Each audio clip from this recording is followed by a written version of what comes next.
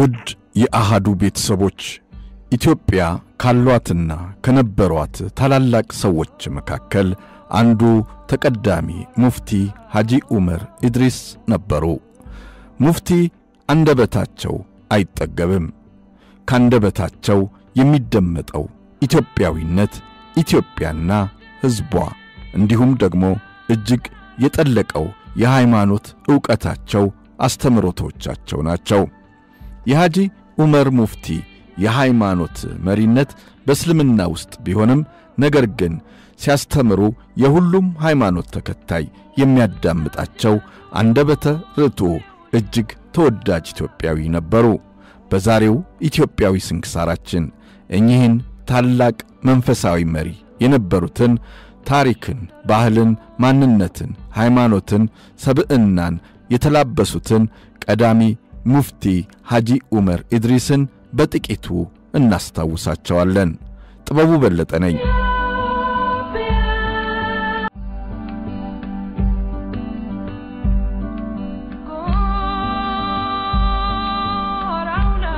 ኢትዮጵያ በታሪኳ ውስጥ ብቅ ብለው የመልካምነትን፣ የሰላምን፣ የአንድነትን፣ የህብረትን፣ የፍቅርን እሳቢዎች አስተምረው ካለፉ ታላላቅ ልጆቿ መካከል ስማቸው ከሚጠራ ማዕረግ ላይ ደርሰዋል። ተቀዳሚ ሙፍቲ ሐጂ ዑመር ኢድሪስ። ሐጂ ዑመር ወይም በብዙዎች አጠራር ሙፍቲ ከሁሉም በላይ ሰው መሆንን፣ ሰውነትን አስተምረዋል። በእስልምና ሃይማኖት ውስጥ ያሉትን ታላላቅ አስተምሮቶችን እየጠቀሱ ኢትዮጵያን ከ50 ዓመታት በላይ አገልግለዋል። በተገኙባቸው መድረኮች ሁሉ ሀገር ወዳድነት፣ ኢትዮጵያዊነት በእጅጉ ጎልቶ የሚታይባቸው አባት ነበሩ። የሀገራቸው የኢትዮጵያ ጉዳይ በተለየ መልኩ የሚያሳስባቸው፣ ለኢትዮጵያና ለሕዝቧ ሌት ተቀን አበክረው የሚጸልዩ ታላቅ የሃይማኖት መሪ ነበሩ። አሃዱ ሬዲዮ 94.3 በተከፈተ ሰሞን ሐሳብ እንዲሰጡን ከጠየቅናቸው ታላላቅ ኢትዮጵያን መካከል አንዱ ሐጂ ሙፍቲ ነበሩ። እናም በዚያ ጊዜ ከለገሱን ምክር አንዱ ሥራችሁ ለሕዝብ የሚጠቅም፣ ለሰላም፣ ለአንድነት ብሎም ለፍቅር የተሰጠ መሆን አለበት ብለውን ነበረ። በኢትዮጵያ የእስልምና ሃይማኖት ውስጥ እጅግ ተጽዕኖ ፈጣሪ ታሪክ አስመዝግበው ያለፉት ሐጂ ሙፍቲ ትውልድ ዘወትር የሚጠቅስላቸው በጎ ተግባራት አሏቸው። በመዝገበ አእምሮ በተሰነደው ታሪካቸው እንደተወሳላቸው ከሆነ ሐጂ ዑመር ኢድሪስ በቀድሞ አጠራር በወሎ ክፍለ ሀገር ለጋምቦ ወረዳ ገነቴ ከምትባል መንደር በግንቦት 21 ቀን 1929 ዓመተ ምህረት ነው የተወለዱት። አባታቸው አቶ ኢድሪስ ደመቀ፣ እናታቸው ደግሞ ወይዘሮ መነን ሽፋው ይባላሉ። ገና በለጋ ዕድሜያቸው የዕውቀት ፍቅር በልባቸው ሰርጾ ገበሬ አባታቸውን አስፈቅደው የእስልምና ዕውቀትን ለመሰብሰብ መንገድ ጀመሩ። በሐጂ ዑመር የልጅነት ዘመን ዕውቀት አሳሽ በቀላቢ አሊያም ዞሮ መንደርተኛን በመጠየቅ ነበርና ስንቁን የሚቀበለው። ሐጂ ዑመርም ለቀላቢያቸው ከብት በማገድ እንጨት በመፍለጥ የጉልበት አገልግሎት እየሰጡ ባላቸው ቀሪ ሰዓት ዕውቀትን ይሰበስቡ ጀመረ።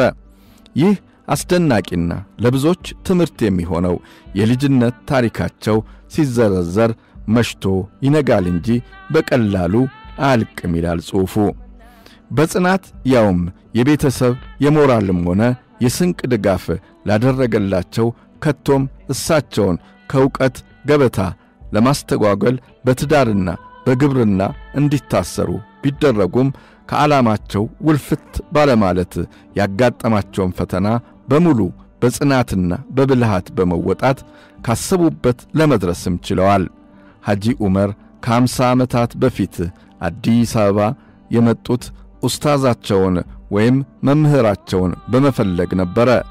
ደሴ የወይዘሮ ስህን ትምህርት ቤት መምህር የነበሩት በደርግ ዘመን የእስልምና ጉዳዮች ሊቀመንበር በሐጂ መሐመድ ሳኒ ሐቢብ ጀምረውት የነበረውን ትምህርት ለመቀጠል እንጂ አዲስ አበባ ለመኖርም አልነበረም። እሳቸው መምህራቸውን የፈለጉትን ያህል ደሴ ውስጥ ያስተማሯቸው የነበሩ የእርሳቸው ተማሪዎችም እሳቸውን ፍለጋ ተከትለዋቸው መጥተዋል። ሆኖም ለዓመታት የሰበሰቡት ዕውቀት ሌሎችን ለማስተማር ከበቂ በላይ መሆኑን የተረዱት ሐጂ ሳኒ በአንዋር መስጊድና በተለምዶ ቤኒን መስጊድ በሚባለው እንዲያስተምሩ ተመደቡ። እርሳቸውም ግማሽ ቀኑን ለራሳቸው ዕውቀትን ሲሰበስቡ ቀሪውን የቀን እኩሌታውን ምሽት ላይ በማስተማር ያሳልፉ ጀመረ። ሙፍቲ ሐጂ ዑመር ኢድሪስ ከማስተማር ባሻገር ከ50 በላይ ሃይማኖታዊ መጻሕፍትንም ጽፈዋል። ቅዱስ ቁርአንንም ተርጉመዋል። በቅርቡ የቁርአን ትርጉም ሥራቸው በሲዲም ተሰራጭቷል። ከ50 ዓመታት የአዲስ አበባ ቆይታቸው ቅዱስ ቁርአንን ከ300 ጊዜ በላይ ትርጉም አስተምረዋል። ከጻፏቸው መጻሕፍት የህትመት ብርሃን ያገኙት ጥቂቶች ናቸው።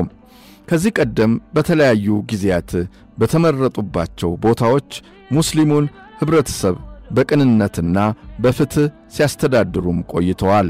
ያላቸው የዕውቀት ደረጃ ከፍተኛነትን የተመለከተው ከ25 ዓመታት በፊት የነበረው የአዲስ አበባ የመጅሊስ ምክር ቤት ማንኛውንም ሃይማኖታዊ ጥያቄዎች በመላው ሀገሪቱ ቢመጣ የመመለስ አቅም እንዳላቸው የሚያሳይ የሙፍቲነትን ማዕረግ ሰጥቷቸዋል። በኢትዮጵያ የተለያዩ አካባቢዎች የተፈጠሩ ሃይማኖታዊ አለመግባባቶችን፣ ዕውቀት አጠር ግጭቶችን ፈተዋል፣ አስታርቀዋልም። በደርግ ዘመን የኢትዮጵያ እስልምና ጉዳዮችን ከመሰረቱት ሰዎች መካከል አንዱም ነበሩ።